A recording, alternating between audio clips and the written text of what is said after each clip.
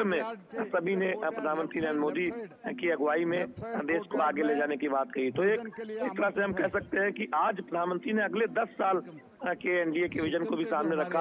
और जानते हैं कि प्रधानमंत्री अक्सर 25 वर्षों के भारत के विजन की बात करते रहते हैं। उसका भी उन्होंने जिक्र किया कि कैसे दुनिया में जो साख बढ़ी है उसको और आगे बढ़ाया जाना है। और निश्चित तौर पर आज हम देख रहे हैं कि कई महत्वपूर्ण बिंदुओं पर प्रधानमंत्री नरेंद्र मोदी ने फोकस किया है।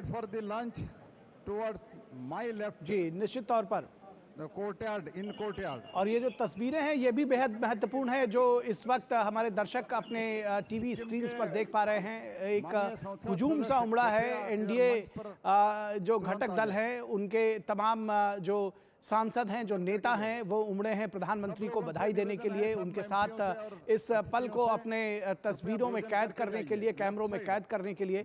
और लगातार बधाइयां दी जा रही हैं प्रधानमंत्री को। और आज का दिन निश्चित तौर पर शैलेंद्र, जैसे आपने कहा कि बेहद विशेष है इस मायने से भी कि तमाम उम्मीदों को एक बार फिर से कहीं ना कहीं, जिसको बार बार कहा जा रहा था कि शायद ये इस बार कहीं चूक न जाए एनडीए एक बार सरकार बनाने से, लेकिन फिर से जिस तरह से पूर्ण बहुमत के साथ एनडीए ने सरकार बनाया है, निश्चित तौर पर ये इस जो इतिहास रचा गया है ये उन्हीं पलों की गवाही देती है। ये जो तस्वीरें हैं निश्चित तौर पर। शैलेंद्र, आपसे ये भी जानना चाहेंगे कि अब इसके आगे की क्या कार्रवाई होगी, राष्ट्रपति से कब मिलने के लिए जाएंगे और आगे की प्रक्रिया कैसे चलेगी?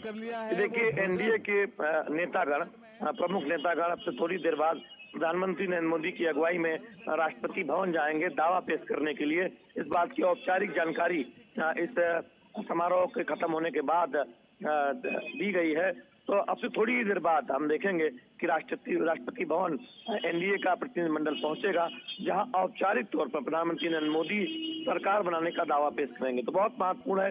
हम जानते हैं कि एक तारीख सामने आ रही है, 9 तारीख को शाम को 6 बजे राष्ट्रपति भवन प्रांगण में शपथ ग्रहण समारोह हो सकता है।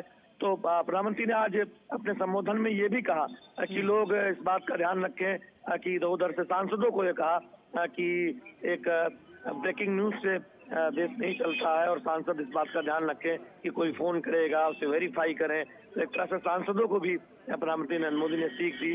तो ये बहुत महत्वपूर्ण। हम जानते हैं कि अब एक जो सरकार गठन की प्रक्रिया है उसमें नेता चुने जाने की प्रक्रिया पूरी हो गई है।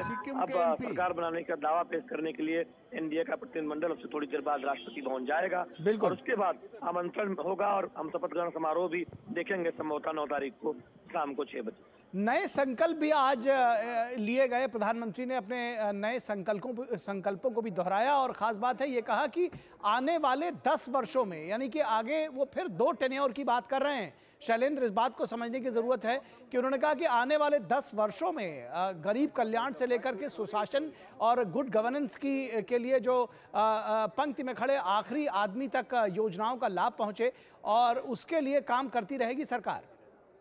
निश्चित तौर पर तमाम जो योजनाओं पर मोदी सरकार 10 सालों में आगे बढ़ी है, मुद्रा योजना हो या फिर महिलाओं को एम्पावर बनाने से जुड़ी जो योजनाएं हैं, उसका प्रधानमंत्री नरेंद्र मोदी ने जिक्र भी किया।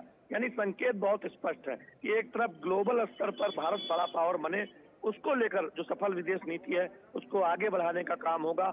तो दूसरी तरफ जो कमजोर वर्ग है, जो वंचित वर्ग है, जो महिलाएं हैं, उनको सशक्त बनाने का काम किया जाएगा। तो 10 वर्षों में किया गया है उस रफ्तार को और आगे तेजी से ले जाया जाएगा।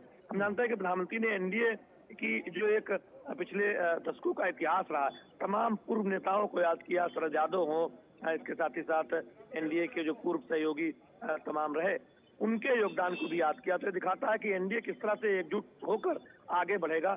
उस पर प्रधानमंत्री नरेंद्र मोदी ने बहुत एक तरह से कहें कि आगे का एक खाका सामने रखा है आज अपने संबोधन के जरिए।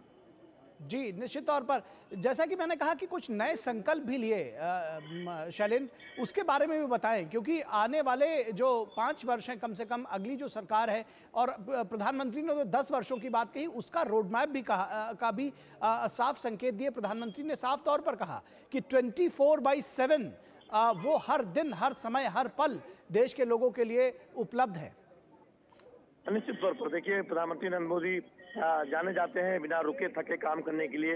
एक भी दिन उन्होंने छुट्टी नहीं ली है और जिस ऊर्जा से वो काम करते हैं, हमने चुनाव प्रचार के दौरान देखा कि 200 से ज्यादा चुनावी जनसभाओं को उन्होंने संबोधित किया और लगातार उसके बाद वो समीक्षा करते रहे, सरकारी कामकाज भी निपटाते रहे।